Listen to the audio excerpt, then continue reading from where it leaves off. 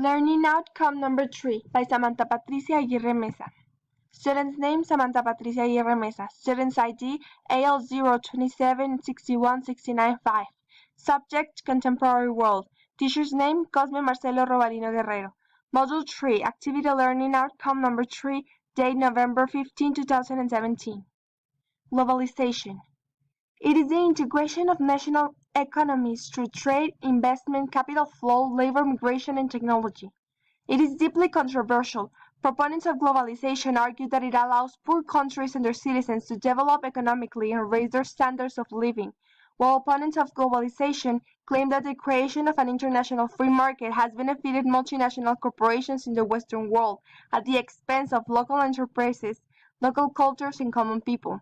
To find the right balance between benefits and costs associated with globalization, citizens of all nations need to understand how globalization works and the policy choices facing them and their societies.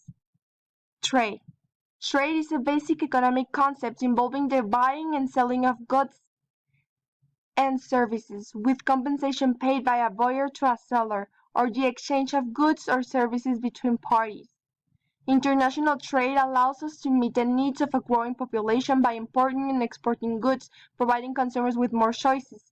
It allows us to experience the way other cultures live and consume. It helps new industries such as electronics and clothing to flourish, but most importantly, it connects countries, people, and markets. It boosts economies and creates employment. Without international trade, only a few nations could maintain an adequate standard of living.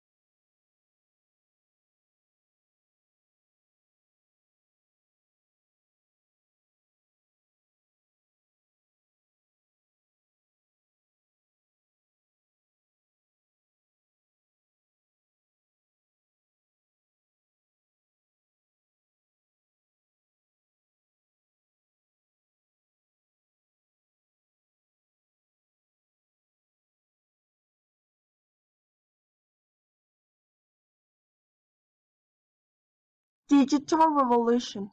The digital revolution refers to the advancement of technology from analog electronic and mechanical devices to the digital technology available today. The era started during the 1980s and is ongoing. The digital revolution also marks the beginning of the information era. Thanks to technological innovation, we can now do previously unimaginable things. We can measure human activity on a daily basis. We can keep track of plan and consult of our finances using advice from experts. We can forecast with surprising degrees of accuracy, etc. Still, technology is just a tool. It would be useless without people to master it. Designers and innovators have gotten much better at anticipating the needs and expectations of customers. This reciprocal relation has made technology indispensable to contemporary human life. Terrorism. Terrorism is a systematic use of violence to create a general climate of fear in population and thereby to bring about a particular political objective. Terrorism impacts greatly in many aspects of our life. There's the loss of life, infrastructures, and business presented when terrorism attacks, plus the needs for the government to spend on security. It poses a serious law and order problem and leads to disintegration of society. The incident of murder, torture, mutilation, kidnapping, arson, and extortion create an atmosphere of suspicion, fear, and panic all around. Globalization influences in developed and developing countries. Developed countries. The positive impact. Empirical evidence suggests that there is a positive growth effect in countries that are sufficiently rich when it comes to globalization. For investors and economies, globalization also provides the opportunity to reduce volatility on output and consumption, since products and services can be imported or exported with greater ease. Negative impact. Globalization is often criticized for taking away jobs from domestic companies and workers. Small companies find it difficult to compete with bigger companies and go out of business, leaving workers unemployed. There's also the high cost to the environment that comes from a comparative or absolute advantage being mismanaged. If a rich country has a high comparative advantage in developing a certain device, they may drive up the price of people who specialize in those topics around the world, which makes it difficult for foreign companies to compete in the market. Developing countries. Positive impact. Globalization increases trade, which gives rise to increased financial flow that implies increased capital injection and redistribution. If such capitals are properly invested, it is bound to alleviate poverty by creating employment and instigating better living standards. Globalization promotes international trade through multinational enterprises. Such organizations, while leveraging lower labor costs, tend to improve wages. Negative impact.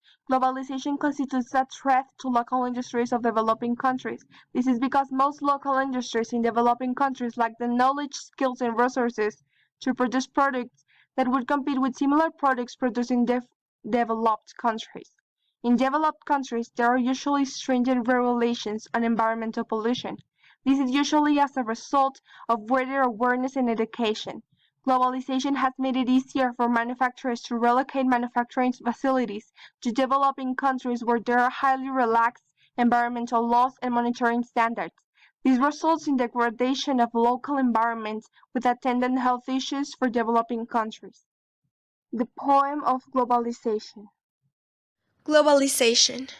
The nations meet for globalization, but when the culture will meet, when the religion will meet, when the language will meet, when the literature will meet, when the races will meet, when the time will come, all shall enjoy fragrance of all.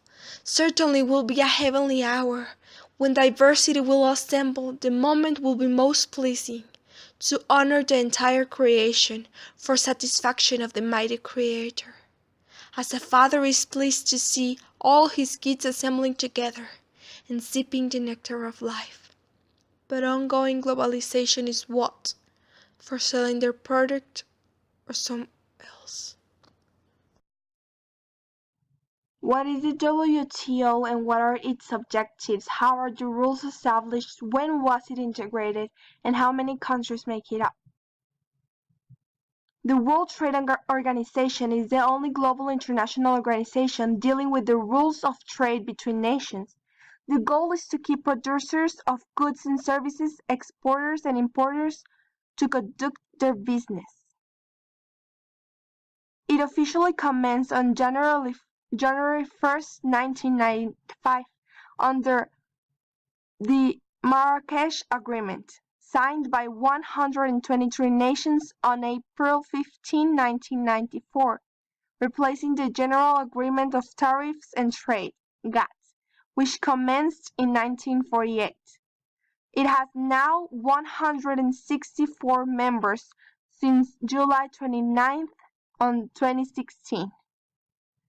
The WTO has 6 key objectives: to set and enforce rules for international trade, to provide a forum for negotiating and monitoring further trade liberalization, to resolve trade disputes, to increase the transparency of decision-making processes, to cooperate with other major international economic institutions involved in global economic management, and to help developing countries benefit fully from the global trading system. The WTO is run by its member governments. All major decisions are made by the membership as a whole, either by ministers or by their ambassadors or delegates. The WTO importance, in my opinion. I believe the World Trade Organization plays an essential role in relationships between nations. Since it is the only global organization that reviews trade agreements, nations are in constant need of its counseling. Moreover, if the World Trading Organization didn't exist, countries would be at constant conflict with each other, selfishly manipulating the laws established under agreements, and maybe even originating wars, all of this due to the lack of a mediator.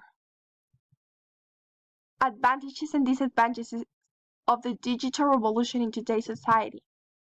Advantages. better and easier communication, exposure to more information, easier transportation, increased productivity and performance of business, many new weapons in which to defend our country. Disadvantages: overdependence on technology, distraction during work, computer predators, information overload, piracy and copyright issues. Other countries can attack us with new weapons. How do you think technology benefits or affects terrorism? I think technology is a tool. It is everyone's decision whether to use it wisely or to cause damage. It provides many possibilities, and while it may offer terrorists a wide variety of paths to communicate easily, hack security, and cause harm to others, technology also provides the government and the police to track them down and prevent many attacks. At the end of the day, we quit blaming technology as a problem when the real one is the mentality and the ideals of the people who commit violent acts. Once this problem is eradicated and we all learn how to use technology properly, it won't pose a threat to anyone. How terrorists use technology to communicate.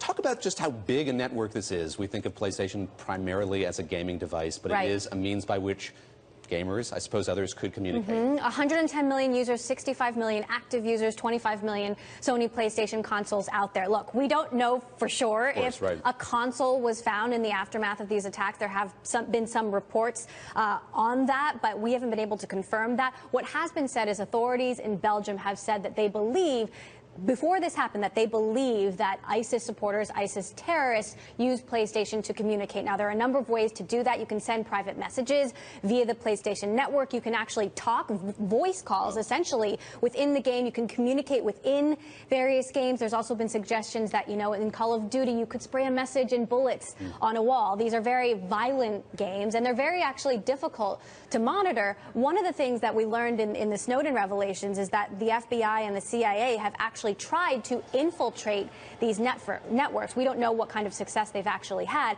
but because they believe that potential terrorists have been communicating via these networks, law enforcement has had some sort of a position there. So there are so many ways to communicate. The network is so vast.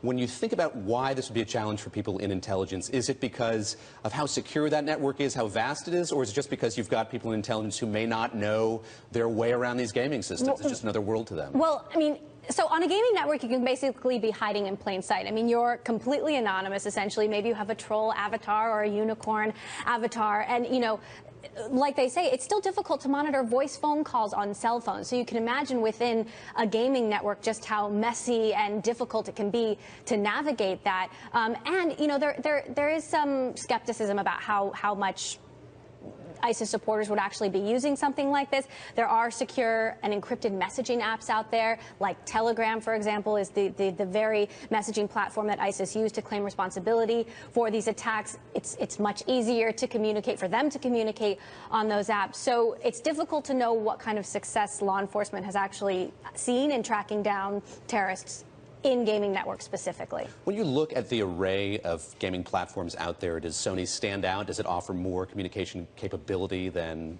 other companies do? Well, Sony is the one that's standing out right now just because it was specifically mentioned by, intelligence officials in Belgium. Yeah. Yes, but, you know, it's also been pointed out that Microsoft's Xbox, you can do the same sort of communicating on that.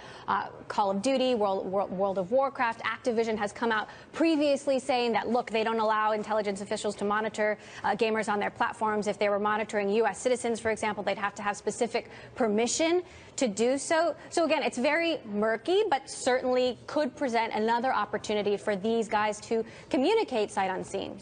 When you look at Sony, the corporation, does it have any sort of history of working with governments when it comes to communication like this? Are they in a new position here, or have they been here before? So Sony obviously found themselves in a very difficult situation with the hack attacks. And of course, they have to communicate with law enforcement. They have to, when they are solicited by requests, they have to respond to those requests coming from law enforcement. But they also have a very difficult line to walk when it comes to the privacy of their users. Of course, you know, if you're looking at 110 million users, the vast majority of those people aren't doing anything wrong, so they have to weigh those concerns.